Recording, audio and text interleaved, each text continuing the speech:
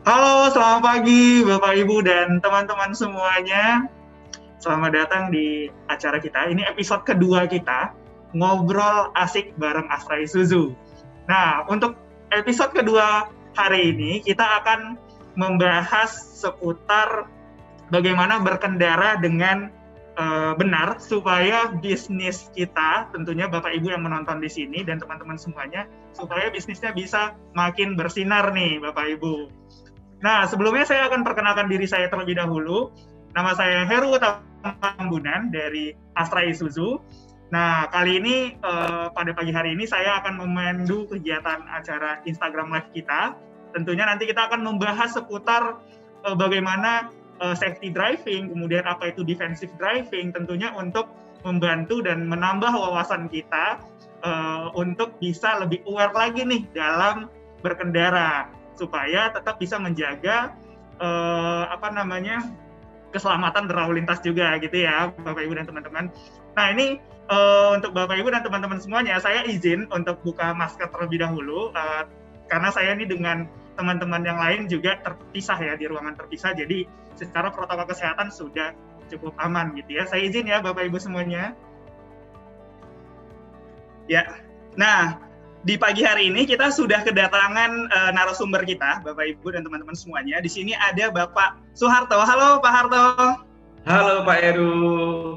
Iya, ya ini nanti Pak Harto akan memberikan sharing-sharingnya dan kita bakal ngobrol-ngobrol asik nanti nih dengan Pak Soeharto seputar mengenai apa saja yang harus kita perhatikan dalam hal untuk menjaga keselamatan berkendara gitu ya. Kemudian sedikit nih saya akan coba memberikan ulasan mengenai profil dari Pak Soeharto tersendiri gitu ya teman-teman. Nah jadi Pak Soeharto ini bekerja di Astra Isuzu gitu ya. Beliau sudah bekerja selama 32 tahun teman-teman dan experience-nya sudah cukup banyak baik di sisi technical maupun di non-technical gitu ya teman-teman semuanya. Dan beliau ini juga sudah mendapatkan sertifikasi Master Trainer IAABL atau Indonesia Ayo Aman Berlalu Lintas. Ini salah satu program dari Astra International gitu ya untuk mendukung keselamatan berlalu lintas juga. Oke, nah ini saya langsung bakal ngobrol-ngobrol santai nih dengan Pak Soeharto. Mungkin sebelumnya Pak, sebelum kita ngobrol Pak Harto, saya pengen tahu juga nih Pak Harto, sebetulnya Pak Harto untuk mendapatkan label Master Trainer IABL itu apa saja sih yang dipelajari sebetulnya Pak? Ya, terima kasih Pak Heru. Ya, izin untuk membuka masker dulu ya karena kita juga harus taat sama prokes ya, tapi ya ini di ruang terpisah tertutup ya. Kami sapa dulu ya. Salam sejahtera, salam sehat selalu buat peserta yang ada di acara pagi hari ini ya. Pak Heru ya, kami untuk mendapatkan sertifikat menjadi Master Trainer ya kami sudah mengikuti latihan dan sertifikasi di Badan Nasional Sertifikasi Profesi. Ya, yang mengadakan acara ini adalah dari Astra International ya beberapa waktu yang lalu sehingga kami mendapatkan sertifikat Master Trainer untuk IAABL ya. Terima kasih. Ya. Oke Pak, berarti ini memang untuk mendapatkan gelar Master Trainer ini juga ada beberapa hal yang dipelajari ya Pak. Kalau boleh tahu Pak, apa aja nih Pak yang dipelajari selama mengikuti sertifikasi itu Pak? Ya, betul Pak Eri ya. Pak Eri, jadi pada saat in class itu kita juga mempelajari ya bagaimana memeriksa kendaraan, ya bagaimana kita tahu tentang aturan undang-undang berlalu lintas, ya dan di situ juga ada role play praktek bagaimana memeriksa kendaraan dan kita juga praktek mengendarai ya bagaimana saat kita parkir mundur, saat tanjakan ya itu ada instrukturnya juga dari BN SP sendiri ya. Jadi di situ juga bisa dinyatakan lulus tidak lulus ya. Terima kasih Pak. Iya. Nah ini kalau setahu saya Pak, kalau di di salah satu program camping kita di Astra International kan ada Indonesia Ayo Aman Berlalu Lintas gitu ya Pak.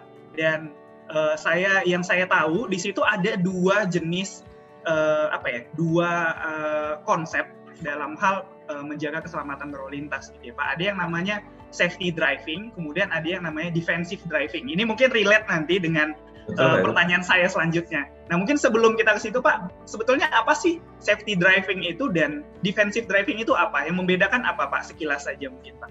Terima kasih Pak Heru. Ya ini akan kita bahas ya ini buat pemirsa semuanya ya, karena istilah safety dan defensive memang sangat asing sekali. Tapi kalau bicara keselamatan rata masyarakat sudah paham, tapi bagaimana ini memahami yang agak sulit.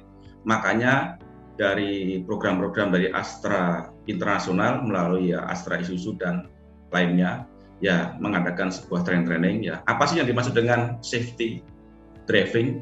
Yaitu mengarah kepada kemampuan berkendara dan mengetahui kelayakan kendaraan. Ini baru bicara safety. Ya, tetapi kalau sudah defensif, ini sudah lain lagi tingkatannya. Kenapa? Tidak mengarah kepada hal tersebut, tapi sudah pola pikir, attitude, sikap mental berkendara. Ini tujuan akhirnya sangat berbeda. Kalau safety driving, ya berkendara dengan mengandalkan keterampilan dan kemampuan. Tetapi kalau sudah mempunyai karakter defensive driving, itu berperilaku, berpikir jauh ke depan. Ya, jauh ke depan kemungkinan risiko yang akan terjadi selama perjalanan. Jadi ini sudah diharapkan ya semua peserta yang ada di acara ini, hal ini benar-benar dimasukkan ke dalam hati ya, karena kita berkendara adalah ya risikonya luar biasa. Ya Pak Heru, terima kasih. Iya, oke Pak. Noted Pak. Berarti sebetulnya kalau kita berbicara mengenai safety driving sendiri itu lebih ke arah kemampuan kita untuk berkendara gitu ya Pak. Betul. Knowledge kita untuk berkendara gitu ya. Sedangkan untuk defensif itu lebih ke arah kayak attitude kita, kemudian awareness kita gitu ya Pak. Kemudian bisa mengontrol diri lebih ke arah ini ya Pak, kepribadian masing-masing dalam hal untuk mengendarai kendaraan gitu ya Pak. Oke. Nah, ini menarik Pak mengenai safety driving. Nah, ini kan kalau kita ketahui, saya juga baca-baca nih Pak kemarin, ternyata itu setiap jam itu 3 orang meninggal karena kecelakaan Pak. Dan faktor terbesarnya adalah karena human error gitu ya Pak. Kemudian faktor yang kedua prasarana dan lingkungan, dan terakhir adalah dari performance dari kendaraan itu sendiri gitu ya. Nah, ini saya penasaran Pak, ini kan kita di Astra Isuzu kan dominannya kendaraan-kendaraannya itu kan truk ya Pak, untuk bisnis gitu ya. Sebetulnya kalau kita lihat kendaraan itu kan digunakan untuk ini ya Pak, mencari pemasukan bagi perusahaan gitu ya Pak. Nah ini safety driving ini kalau misalnya diterapkan oleh pelaku usaha gitu, itu dapat mempengaruhi untung dan ruginya perusahaan itu nggak sih Pak sebetulnya? Itu pasti, ya. Bukan hanya perusahaan, tapi juga buat individu, ya. Karena yang namanya keselamatan itu sebenarnya hak semua orang. Tetapi masih banyak yang mengabaikan arti keselamatan karena memang belum paham. Ya memang hal-hal tersebut untuk mencapai tujuan bahwa safety driving, ya apalagi ini acara pada pagi hari ini, berkendara yang aman, yang benar, tujuannya adalah agar bisnis tetap bersinar, tetap berkembang. Ini faktornya luar biasa. Faktor yang paling dominan ini adalah safety.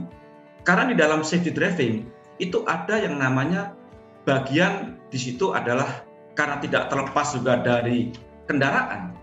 Bagaimana ini kendaraan? Bagaimana ini seorang driver? Ini harus memiliki ya pengetahuan tentang apa itu safety driving. Tadi kemampuan membawa kendaraan sudah mampu, tapi bagaimana kemampuan untuk mengetahui sebuah kelayakan kendaraan? Ini melalui program-program yang Astra Isuzu sudah biasa berikan ke customer kami, melalui program-program training driver. Di sini ada prinsip yang pemeriksaan pemeriksaan sebelum menghidupkan atau P2H, ya, atau disebut pre-trip inspection. Ini sangat wajib sekali karena untuk mengetahui kondisi kendaraan tersebut layak jalan atau tidak. Nah, di dalamnya inilah sebenarnya safety driving. Ya, apabila secara manusia ya seorang driver sudah memahami kendaraan yang dipakai juga layak pakai, otomatis tujuan akhir adalah kepercayaan pemakai jasa itu pasti memberikan nilai positif. Kenapa?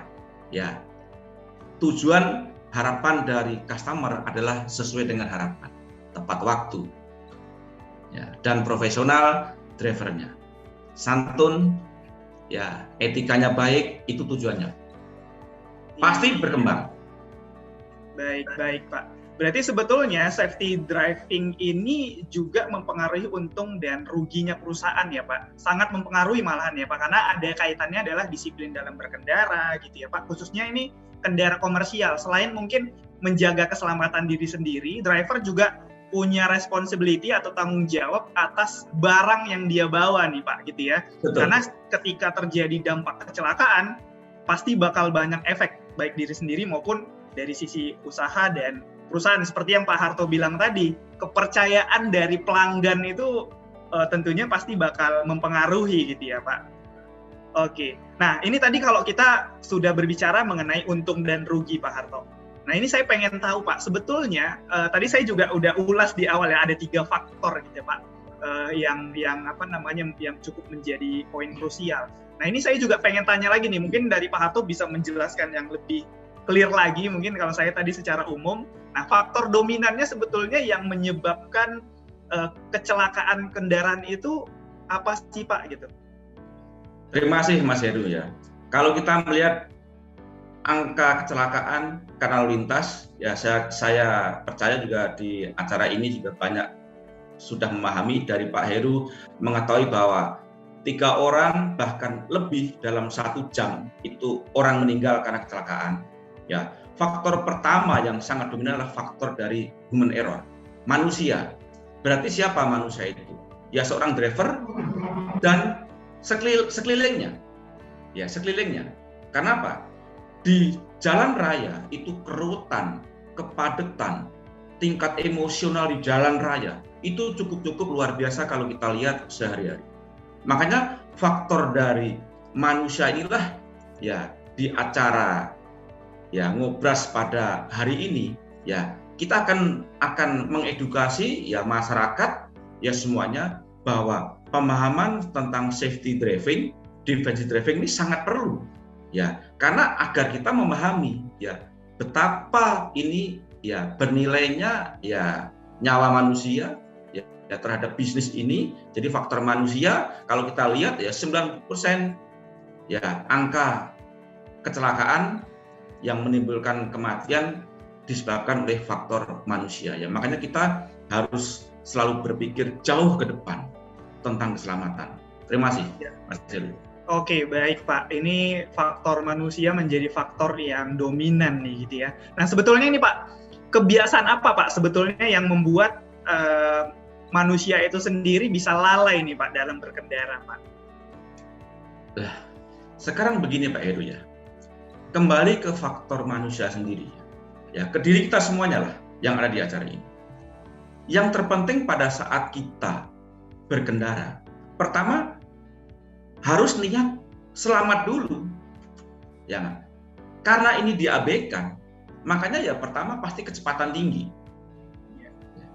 mengabaikan sebuah aturan lalu lintas, tidak disiplin ya, ugal-ugalan, bisa juga dari sisi ini bisa overload, ya muatan overload, ya bisa juga overdimensi, ya makanya ini juga peraturan undang-undang lalu lintas ini juga sangat-sangat ketat sekali terhadap aturan yang namanya overdimensi overload ini juga sangat-sangat ya sering kena sebuah sidak ya karena ini faktor yang sangat-sangat dominan dan seorang driver terkadang juga tidak memahami tentang kondisi itu kendaraan dan tentang kondisi perubahan jalan ya, makanya akhirnya lah yang namanya sebuah fatality yang angkanya juga cukup mengkhawatirkan, memprihatinkan ya 3 orang per jam meninggal itu luar biasa.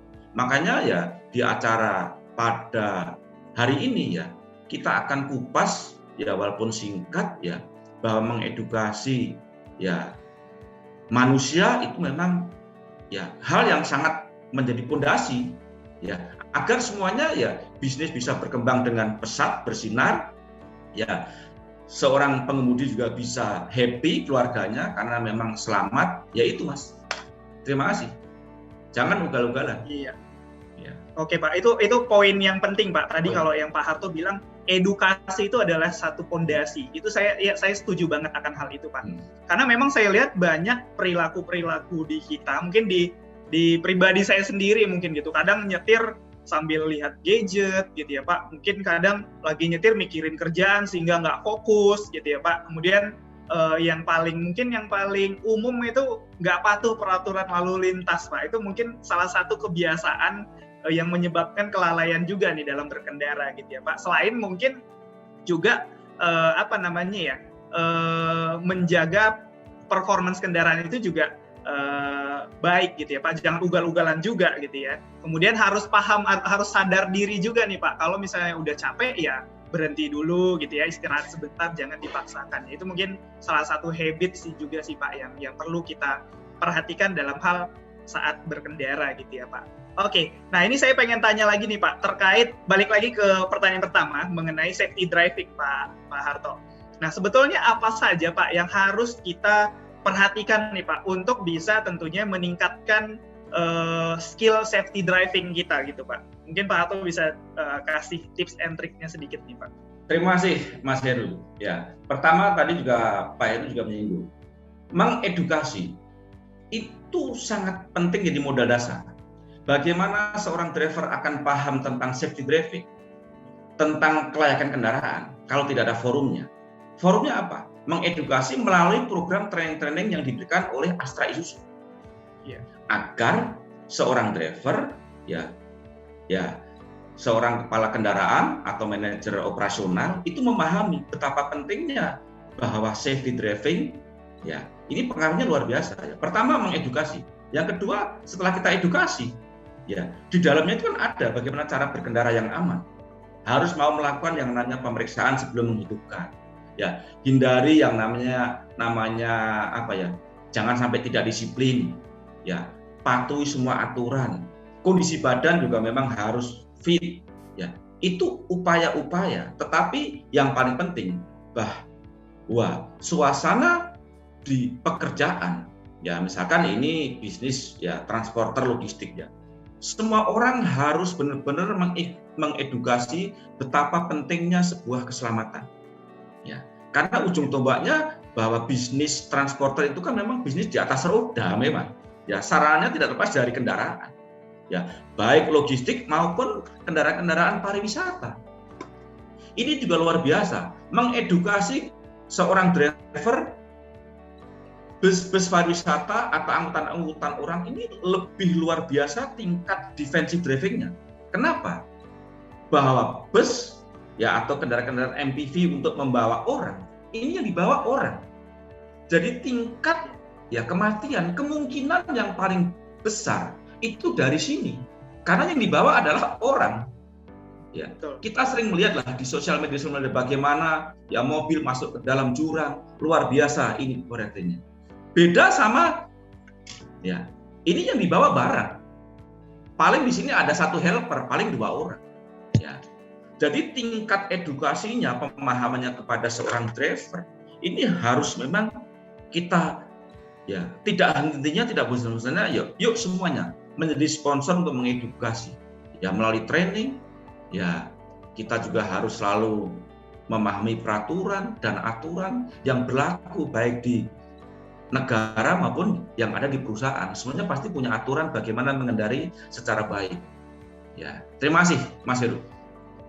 Oke Pak, baik Pak Harto. Saya menangkap ada beberapa poin Pak yang sebetulnya harus kita perhatikan untuk bisa meningkatkan skill safety driving kita nih Pak. Yang pertama tadi kan juga Pak Harto juga menyinggung mengenai bagaimana balik lagi nih edukasi gitu ya Pak, mengedukasi. Mungkin salah satu edukasinya karena ini banyak kendaraan bisnis, mungkin driver-driver pengusaha yang sedang menonton ini teman-teman semuanya di sini mungkin ada yang skill drivernya itu mungkin sering ugal-ugalan. Nah itu mungkin bisa juga mengikuti training safety driving juga gitu ya Pak. Nah ini salah satu program juga Bapak Ibu dan teman-teman semuanya di Astra Isuzu kita punya yang namanya layanan training driver supaya bisa meningkatkan kemampuan safety drivingnya driver Bapak Ibu masing-masing. Nah nanti di situ ada beberapa hal poin juga yang tadi sempat disebutkan oleh Pak Harto juga untuk meningkatkannya adalah gimana kita harus rutin juga nih harus tahu kita bagaimana mengecek kondisi dari kendaraan yang tadi Pak Harto dibilang namanya P2H gitu ya Pak, pemeriksaan dan pemeliharaan harian gitu ya Pak. Kemudian harus disiplin berlalu lintas juga, dan terakhir pahami batasan dan kemampuan saat kita berkendara atau defensive skill-nya gitu ya. Jadi untuk Bapak Ibu dan teman-teman semuanya, untuk meningkatkan safety driving ini ada beberapa hal yang harus kita perhatikan gitu ya. Nah ini juga akan dibahas di layanan training driver kita di Astra Isuzu nih Bapak Ibu semuanya. Oke, nah ini tadi kita di atas sudah banyak ngobrol mengenai manfaat ya Pak, manfaat dari safety driving. Nah ini sekarang saya pengen tahu nih Pak, sebetulnya bagaimana cara kita gitu ya Pak mengatasi kendala yang terjadi akibat kita tidak menerapkan safety driving. Kalau tadi kita di awal udah tahu mengenai untung dan ruginya gitu ya Pak. Kalau ini kondisi situasionalnya pada saat kita tidak menerapkan safety driving itu gimana nih Pak? Apakah misalnya kayak tetap tenang, jangan panik misalnya, atau gimana Pak? Terima kasih Mas Heru. Ya, kita bayangkanlah, ya, apabila ya suatu bisnis tidak menerapkan safety driving, ya, apapun pasti namanya keselamatan itu pasti nomor satu. Ya, anggap sajalah, ya, saya pastikan bahwa kalau itu diabaikan, saya jamin, ya, bisnis pasti kurang dipercaya sama customer, ya, terancam, nama baiknya itu pasti akan menurun. Kenapa? Bahwa era bisnis saat ini tuh bisnis sudah berubah, berlomba-lomba terhadap melayani customer itu sebaik mungkin, ya. Dari cara komunikasi, dari cara penyajian alat transportasinya, tepat waktu itu pasti. Itu harapan. Tapi tidak terlepas juga kalau itu diabaikan. Misalkan kendaraan diabaikan, tidak melakukan yang namanya pemeriksaan rutin, pasti usia kendaraan juga pasti cepat rusak. Bahkan sering terjadi breakdown. Karena kita tidak mengetahui kondisi kendaraan ini layak pakai atau tidak. Itu ancamannya. Otomatis biaya perawatan juga pasti membengkak karena tiba-tiba breakdown, membengkak, kos perusahaan meningkat. Ya, dari semua ini adalah tidak terlepas dari ya seorang driver. Ya, ini harus mempunyai yang namanya sebuah pemahaman ya betapa pentingnya safety. Apabila ini tidak memahami, ya mohon maaf, hanya asal membawa kendaraan, asal menghidupkan dan mengantarkan saja, tapi tidak tahu apa-apa terhadap itu kendaraan. Ya, rasanya hal negatif yang ditimbulkan pasti akan lebih banyak. Jadi itu ancamannya pasti seperti itu. Ya, satu customer kecewa akan pengaruhnya luar biasa. Ya, jadi makanya di situ juga kita harus ya pada saat kita melalaikan ini ya pasti akan terjadi sesuatu yang negatif. Makanya apabila terjadi ini kendaraan ini misalkan juga terjadi sesuatu ya jangan sungkan-sungkan untuk menghubungi layanan dari Astra Isuzu. Apabila terjadi breakdown karena mengabaikan, tidak menerapkan breakdown, Astra Isuzu selalu mensupport. Ada layanan ready on call. Ya, di sini hubungi Astra Isuzu. Tetap membantu. Astra sudah berkomitmen akan membantu, mensupport, melayani customer 24 jam dalam 7 hari. Ya. Ini adalah untuk mensupport, tujuannya untuk apa? Ya biar tetap bisnis ini tetap berjalan lancar. Barang yang diantarkan juga tepat waktu. Meminimais waktu lah. Ya. Terima kasih Mas Heru. Ya, baik Pak. Nah ini mungkin tadi sedikit berbeda mungkin point of view yang saya maksud ya Pak. Tapi yang dijelaskan oleh Pak Harto tadi lebih ke arah kerugian pada bisnis yang sudah sudah berjalan kalau misalnya tidak melakukan safety driving itu apa? Tadi salah satunya Pak Harto sebutkan tentunya melakukan perbaikan terhadap unit yang mengalami kecelakaan. Misalnya unitnya kecelakaan, pastikan cost-nya untuk memperbaiki kendaraan lebih besar gitu ya Pak. Kemudian juga mengeluarkan biaya tambahan juga gitu ya kepada drivernya karena mungkin ada luka untuk pengobatan korban juga gitu ya Pak. Kemudian kehilangan keuntungan juga karena barang yang dibawa rusak atau nggak sampai ke kliennya gitu ya Pak. Kemudian tadi yang Pak Harto bilang kehilangan waktu dan tentunya juga beresiko mengganggu dari distribusi barang juga gitu ya Pak. Terakhir, trust. Ini saya sangat tertarik di kepercayaan ke klien sih Pak. Apalagi kalau customer-customernya Astra Isuzu sendiri kan dominannya kan ini ya Pak, bisnis ke bisnis ya Pak. Jadi betul, unit kendaraan itu memang digunakan untuk mencari keuntungan gitu ya Pak, mencari revenue gitu ya. Sehingga kalau misalnya ada dampak akibat tidak melakukan safety driving tadi ya cukup banyak kerugian yang bisa dialami gitu ya Pak. Nah tapi ini saya pengen balik lagi Pak, nanya mengenai gimana Pak kita mengatasi kendala yang terjadi akibat kita tidak menerapkan safety driving Pak. Misalnya saya udah paham nih Pak safety driving gitu ya Pak, tapi ternyata saya nggak mengimplementasikan nih Pak safety driving skill saya tadi. Itu gimana Pak saya supaya mengatasi kendala itu Pak? Ya, terima kasih Mas Heru. Ya, jadi pertama yang namanya mengabaikan safety driving pasti ini case-nya banyak sekali. Misalkan tiba-tiba mobil breakdown, ya karena melalaikan safety driving. Kan di situ kan ada pemeriksaan kan, tidak mau melakukan pemeriksaan rutin sebelum menghidupkan. Tiba-tiba mobil mogok. Ya. Yang pertama dilakukan seorang driver pertama, jangan panik. Ya, jangan panik. Dia jauh berpikir ke depan bagaimana selamat dulu, karena keselamatan nomor satu. Ya, cari area parkir yang aman. Ya, kalau memang bisa masuk ke SPBU, kalau memang ada. Kalau memang tidak ada, bisa parkir yang tempatnya memang sedikit agak ramai orang, karena kita juga menjaga faktor kejahatan di jalan. Ya, kalau memang itu sudah dilakukan, kalau memang bisa melakukan.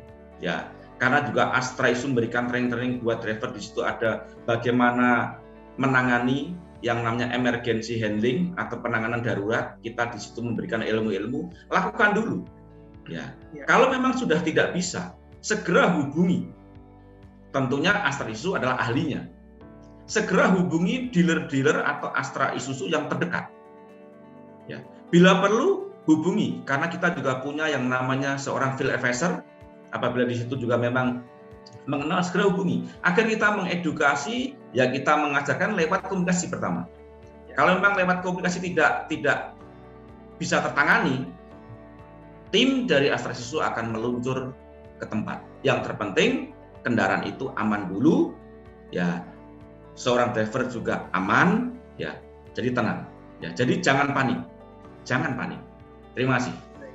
Baik Pak. Poinnya adalah tetap tenang dan jangan panik gitu ya Pak. Untuk Bapak Ibu maupun teman-teman semuanya, ataupun mungkin di sini ada yang driver truk gitu ya. Nah, jadi kalau misalnya ada kendala atas kendaraan Bapak Ibu semuanya pada saat tidak menerapkan safety driving tadi, tetap tenang dan jangan panik. Kemudian amati juga nih kondisi sekitar kita. Jangan misalnya kita berhentinya di jalan yang sepi banget gitu ya. Lihat juga kondisi-kondisi sekitar juga. Usahakan juga kendaraan kita ini juga bisa berhenti dengan aman. Ataupun kalaupun misalnya mogoknya pas banget di tengah jalan, nah itu mungkin langsung pasang rambu-rambu darurat gitu ya Pak, baik di depan maupun di belakang, supaya kendaraan-kendaraan yang melintasi dari belakang tahu nih, oh kendaraan kita sedang ada kendala nih. Atau yang terakhir mungkin bisa langsung minta bantuan. Nah, minta bantuan ini mungkin ada banyak juga nih teman-teman dan Bapak Ibu semuanya.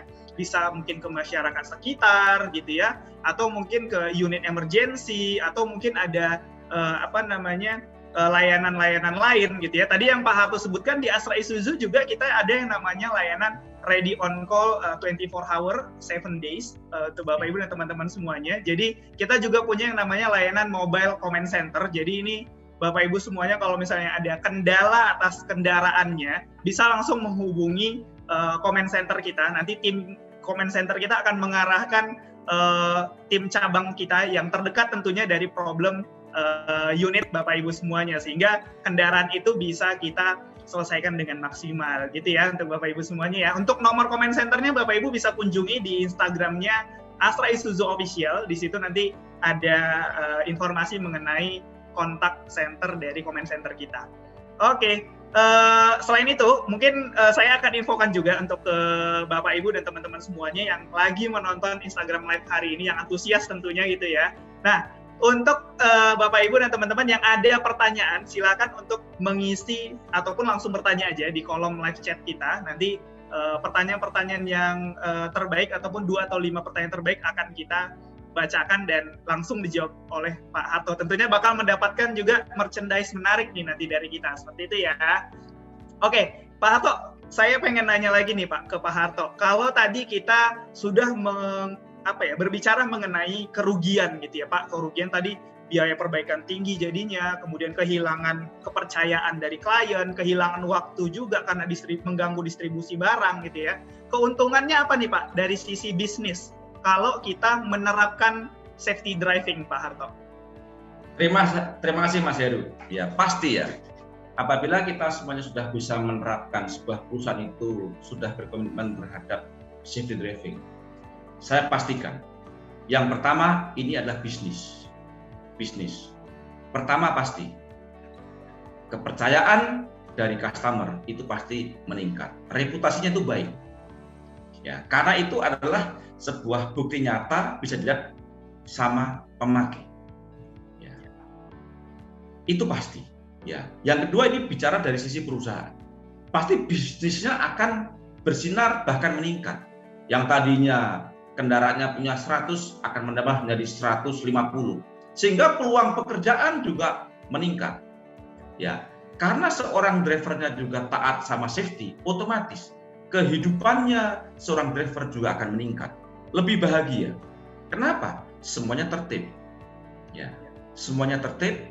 Ya, mobilnya sehat, otomatis penghasilannya juga meningkat. Nah, jadi kalau bilang kita sisi dari keuntungan, ya, yang terpenting adalah apa? Ya, bahwa klien, pemakai jasa itu percaya, sehingga akan mendapatkan referensi dari yang lain. Ya. Rasanya itu Pak Heru. Ya. Iya, baik Pak Harto.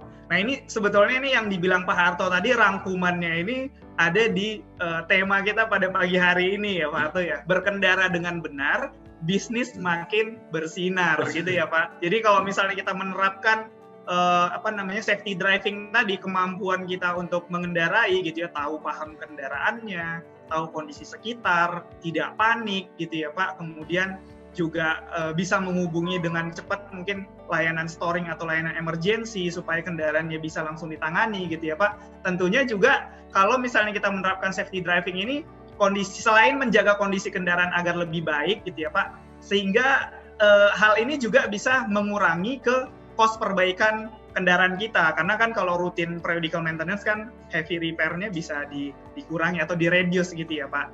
Kemudian tentunya juga keuntungannya dari sisi bisnis adalah bisa meningkatkan reputasi juga nih kepada perusahaan-perusahaan perusahaan-perusahaan lain atau klien-klien kita yang lain gitu ya. Dan yang terakhir menurut saya adalah mengenai perjalanan yang aman Pak, karena barang itu bisa sampai ke tempat tujuan dengan baik kan Pak, kalau misalnya kita bisa menerapkan safety driving gitu.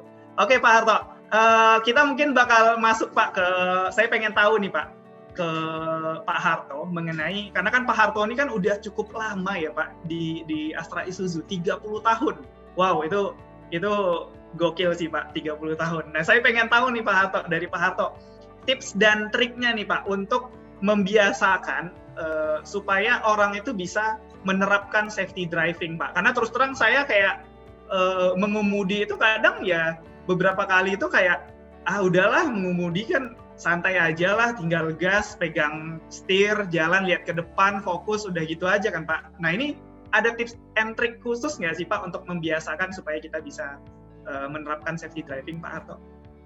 Terima kasih Mas Heru. Ya, kalau bicara ya triknya ya untuk safety dan defensif, sebenarnya materi kami itu apabila nanti ini ada acara kupas tuntas training tentang speed driving, itu luar biasa banyaknya. Tapi ini akan saya singkat ya, karena ini memang bukan forum training ya, ini kita ngobrol aja. Tapi yang terpenting sebenarnya apa? Kalau bicara safety driving, pertama itu niat dulu. Kalau niat kita butuh itu safety, pastinya akan masuk ke dalam hati sanubari. Niat dulu, niat untuk mau safety dulu. Ya, apa yang dilakukan? Tadi di depan sudah saya bahas. Yang mau melakukan yang namanya pemeriksaan sebelum menghidupkan, harus memahami peraturan. Ya, tapi yang terpenting sebenarnya kunci yang sangat penting sekali itu di badan kita itu. Ya, kita harus bisa memahami betapa bernilainya nyawa manusia. Bahwa di jalan raya, semua orang yang di jalan raya itu adalah keluarga kita. Tentunya kita lebih hati-hati, tidak emosi, itu sebagai rem. Ya, memahami dan mematuhi peraturan itu kunci juga. Mengabaikan peraturan ya pasti, risikonya pasti. Bersikap sabar, tidak emosi, itu sudah masuk defensif tadi. Ya, hindari ya sikap terlalu percaya diri. Wah, ini tikungan, saya akan mendahului. Itu hanya karena kepercayaan yang berlebihan, ternyata berisiko. Nah, hindari hal-hal yang sifatnya berlebihan. Fisik yang tidak sehat, jangan dipaksakan, harus istirahat. Itu sebenarnya tip-tip ya. Tapi masih banyak lagi ya bagaimana kita mengelola waktu istirahat, bagaimana cara tidur yang baik, sebenarnya di materi kami ada.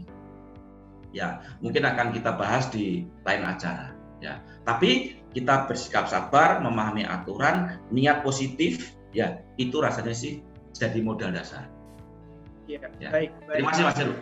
Ya, ini menarik banget Pak Harto, dan tentunya mungkin Bapak Ibu dan teman-teman semuanya, untuk materi safety driving dan defensive driving ini sebetulnya nggak bisa dibahas 1 jam ya Pak Harto, karena menarik banget. Ini banyak hal yang bisa kita pelajari nih dari layanan training safety driving dan defensive driving ini teman-teman semuanya. Jadi untuk teman-teman yang pengen untuk dapetin pengetahuan yang lebih komprehensif lagi, ataupun khusus untuk Bapak Ibu yang punya perusahaan, kemudian banyak driver gitu ya yang mengendarai kendaraan untuk bisnis. Nah, ini bagus banget nih untuk ikut layanan training driver kita di Astra Isuzu gitu ya. Bapak Ibu nanti bisa langsung menghubungi melalui direct message di Instagram Astra Isuzu official, atau enggak bisa langsung nanti menghubungi di Astra Isuzu Comment Center juga gitu ya Bapak Ibu semuanya. Oke, balik lagi Pak ke tips and trick yang Pak Harto tadi jelasin. Saya ngelihatnya sih sebetulnya lebih ke arah sikap ya Pak, sikap kita dalam mengemudi yang tadi Pak Harto coba jelaskan ke audiens maupun ke saya juga tadi. Yang pertama, saya melihat memang perlu ada kesadaran Pak, kesadaran bahwasanya kita harus memahami mengenai kalau misalnya saya membawa kendaraan tidak baik, ugal-ugalan, kecelakaan, itu saya bisa merugikan orang lain gitu Pak. Ini pentingnya yang namanya tadi nilai, betapa bernilainya manusia gitu ya Pak Harto. Perlu pengetahuan itu gitu ya, defensif itu ya.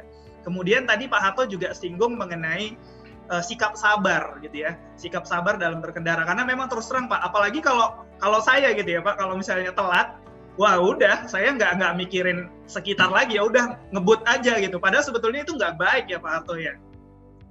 Nah, kemudian tadi yang terakhir Pak Harto bilang mengenai sikap overconfidence ya Pak, atau terlalu percaya diri, itu juga nggak baik juga ya Pak Harto. Karena apalagi anak-anak muda nih biasanya Pak Harto, anak-anak muda, apalagi driver muda juga tuh ya, itu kalau misalnya lagi jalanan kosong lurus, waduh diinjek aja gasnya kenceng gitu ya Pak, sehingga mereka nggak memahami lagi nih resiko yang terjadi, bisa overspeed, kemudian mungkin bisa karena faktor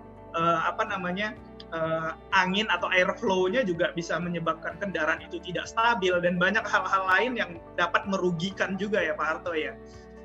Selain tentunya tadi Pak Harto juga bilang bagaimana kita juga harus bisa memahami dan mematuhi juga peraturan lalu lintas yang ada gitu ya teman-teman semuanya. Jadi itu tadi kalau nggak salah ada 6 tips and trick dari Pak Suharto. Yang pertama, gimana kita bisa memahami nilai manusia, kemudian memahami peraturan, mengemudi dengan menunjukkan karakter kita, tentunya karakter yang positif. Kemudian yang keempat ada yang namanya bersikap sabar, kelima menjaga kondisi mental dan fisik juga, dan terakhir hindari sikap overconfidence gitu ya teman-teman dan Bapak Ibu semuanya. Oke, Pak Harto, ini kita udah lumayan lama, udah 40 menitan Pak kita ngobrol. Ini saya bakal ada beberapa pertanyaan nih Pak yang masuk ke Pak Harto. Mungkin Pak Harto bisa jawabnya singkat saja ya Pak, karena waktu kita terbatas gitu ya. Ada 4 pertanyaan yang sudah masuk Pak. Yang pertama ini ada pertanyaan, ini saya nggak tahu namanya ya, tapi nanti tim kita bakal menghubungi yang bertanya ini gitu ya. Mudah-mudahan masih menonton nih, tentu pasti menonton ya. Nah, pertanyaan pertama Pak Harto, ini ada mengenai tipe ban Pak. Tipe ban apa yang cocok buat jalan menanjak atau dalam kondisi hujan? Tentunya ini apa ya namanya ya, bannya ini untuk dipakai untuk jangka panjang Pak. Kira-kira tipe ban apa yang cocok dipakai Pak? Ya, terima kasih Mas Heru ya. Ini teknikal banget sebetulnya Pak. Pertanyaan ini pasti Pak Harto udah paham banget lah ya. Ban cocok. Jadi ban itu ada 2 tipe. Pertama juga ada ban bias atau ban biasa dan ada ban radial. Tapi dari varian ban-ban tersebut itu banyak macamnya. Ya. Ada ban juga untuk menanjak, ya sebenarnya kan butuh traksi, ya. Tapi juga ini juga on road atau off road. Ya sebenarnya ini juga pertanyaan juga belum, mohon maaf ya belum lengkap. Kalau memang itu jalannya memang off road yang licin, ya ini harus ban off road. Ya, berarti ban off road, ya atau bahasanya ban pacul, ya ban pacul, ya. Ban radial itu memang lebih safety, ya lebih safety, ya karena lebih lentur. Tetapi untuk biar usia ban ini juga usianya bisa lebih tahan lama, tentunya juga tidak terlepas juga dari perawatan. Makanya bagaimana merawat ban itu biar usianya itu panjang. Pertama, tekanan ban adalah kunci. Kuncinya di tekanan ban. Ya, merotasi posisi ban itu juga penting. Karena apa? Keausan ban depan, ban belakang itu biasanya cepat aus adalah ban depan. Karena hubungannya ada di situ, hubungannya sama scoring, caster, camber, to in, to out itu ada di depan. Ya. Tetapi untuk memilih ban, ya sebenarnya ban itu banyak variasinya, sebenarnya banyak mereknya. Sebenarnya semua merek ban adalah bagus. Ya. Tetapi sebenarnya ban radial, ya itu sebenarnya lebih baik juga. Ya. Ban tubeless itu lebih baik karena ban tubeless itu sebenarnya lebih tahan lama. Ya, sudah bannya tubeless, isinya pakai nitrogen, itu juga lebih tahan lama. Ya, saya rasa nanti ini juga bisa kita bahas nantilah di acara training yang lain lah. Karena waktu, baik. Ya Pak Heru ya. Baik, terima kasih Pak Harto. Semoga tadi yang bertanya mengenai tipe ban bisa menjawab ya. Jadi dari Pak Harto tadi sebetulnya menjelaskan semua tipe ban itu sebetulnya bagus, tapi ada 2 hal yang harus kita perhatikan, gimana kita bisa merawatnya gitu ya Pak. Merawat dalam artian di sini adalah menjaga tekanan bannya, kemudian juga melihat kalau misalnya di bannya ada sumpelan batu gitu ya Pak, itu harus dihindari karena pasti bakal merusak merusak ban juga. Kemudian poin yang kedua adalah gimana kita harus bisa menentukan ban itu sesuai peruntukannya. Misalnya kalau di off-road ya pakainya ban pacul yang dibilang Pak Harto tadi gitu, atau ban tahu gitu. Atau kalau nanti di jalanan on-road mungkin pakainya ban radial gitu ya Pak Harto ya tadi yang dijelaskan. Oke Pak, ini ada pertanyaan kedua Pak Harto. Pertanyaannya seperti ini Pak. Apa rekomendasi dari pemateri atau tips and triknya juga nih Pak dalam memilih mobil pengangkut barang yang sering melewati konstruksi jalan pegunungan. Ini kayaknya yang nanya ini pengen beli mobil nih Pak, pengen beli truk nih Pak. Dia pengen tahu Pak tips and triknya untuk memilih mobil pengangkut barang gimana tuh Pak? Terima kasih buat yang bertanya, mudah-mudahan bisnisnya bersinar. Ya, jadi pertama gini, yang namanya kendaraan Isuzu itu tipenya itu banyak sekali, variannya itu banyak sekali.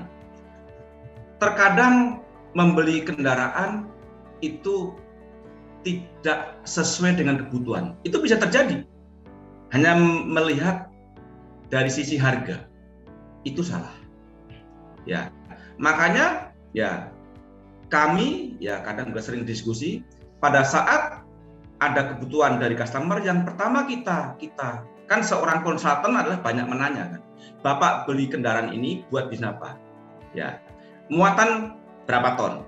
Areanya di mana? Banyak tanjakan. Kalau memang ini fokusnya adalah buat muatan berat, jalannya juga on road, off road, tanjakan, pilihlah kendaraan yang heavy duty, berarti HD. Berarti apa? Karena Isuzu, kalau kita bicara produk Isuzu, ada yang memang buat off road, ada yang buat on road. Ya, jadi pilihlah yang HD, tenaganya yang besar, rasio gardannya yang besar. Ya, GVW biasanya sama, tetapi rasio gardan biasanya beda. Ya, PS-nya beda, torsinya beda. Jangan salah spek. Di lain waktu juga bisa konsultasi ke cabang-cabang terdekat. Terima kasih. Iya, itu tadi sekilas secara umum Pak Harto menjelaskan ke penanya poin kedua ya, rekomendasi untuk memilih angkutan barang yang sering melewati konstruksi jalan pegunungan. Sebetulnya banyak faktor yang harus kita perhatikan tadi seperti yang Pak Harto bilang, gimana kita juga harus tahu nih angkutan yang dibawa apa, barangnya apa gitu ya Pak, kemudian ritasenya sehari berapa jauh gitu ya Pak, kemudian apakah kebutuhan kebutuhan kendaraannya ini membutuhkan ada spek khusus gitu. Ini perlu juga dikonsultasikan supaya kita juga bisa menemukan kendaraan apa nih yang cocok untuk bisnis kita gitu ya Pak. Nah, ini untuk penanya poin kedua ini mungkin bisa nanti menghubungi juga melalui direct message kita di Instagram Astra Isuzu Official untuk menanyakan beberapa ini ya, mungkin kebutuhan kendaraan, khususnya kendaraan bermerek Isuzu gitu ya teman-teman. Oke, ini pertanyaan yang ketiga Pak Harto, mungkin cepat saja, ada 2 pertanyaan lagi Pak. Baiknya belajar nyetir sama keluarga atau ke sekolah menyetir Pak? Pertanyaan ketiga nih Pak. Langsung saya jawab singkat. Sama lembaga latihan nyetir, jangan ajak keluarga, berisiko. Kan belajar. Walaupun misalnya keluarganya udah jago bawa mobil nih Pak. Jago, tapi di situ tidak ada safety di samping kiri. Kalau kita di tempat latihan, kita training, kan itu di samping kiri itu kan seorang instrukturnya kan bisa nginjak rem juga. Ya, lebih baik knowledge awal adalah di tempat pelatihan. Setelah untuk memperlancar, baru butuh pendampingan sama keluarga. Baik. Ya, semoga menjawab ya poin ketiga ya bagi penanyanya tadi ya. Disarankan untuk ke lembaga training karena mereka juga sudah berpengalaman, punya pengalaman yang yang memang expert di situ gitu ya Pak. Setelah mungkin udah dapat beberapa konsep-konsepnya, baru mungkin bisa dikawal dengan keluarga. Baik. Poin yang keempat Pak, ada pertanyaan keempat Pak Harto. Gimana sih caranya untuk mendaftarkan perusahaan agar mendapatkan safety driving dari Astra Isuzu? Kemudian syaratnya apa Pak Harto? Mudah sekali, ya. Bahkan ini Astra Isuzu pun selalu menawarkan program ini customer Isuzu. Ya, daftarkan, kunjungi di cabang-cabang Astra Isuzu terdekat. Ya, bisa juga langsung ke ya kepala cabang, supervisor, ya salesman, sales girl yang memang ya customer itu memang bertemu dengan siapa. Ya. Dan Astra Isuzu selalu memang ini ya selalu menggaungkan hal ini ya, kunjungi cabang terdekat. Pasti beli Isuzu pasti tahu cabang terdekat di mana.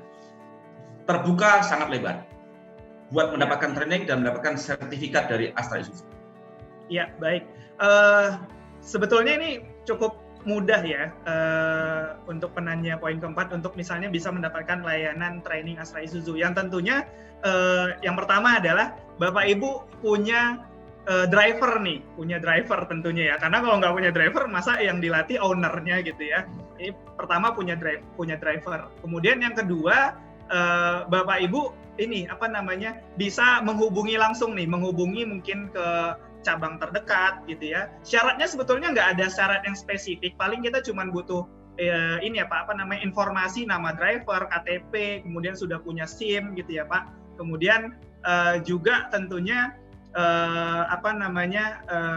punya sebelumnya sudah punya pengalaman mengendarai kendaraan-kendaraan basisnya memang truk juga gitu ya Pak.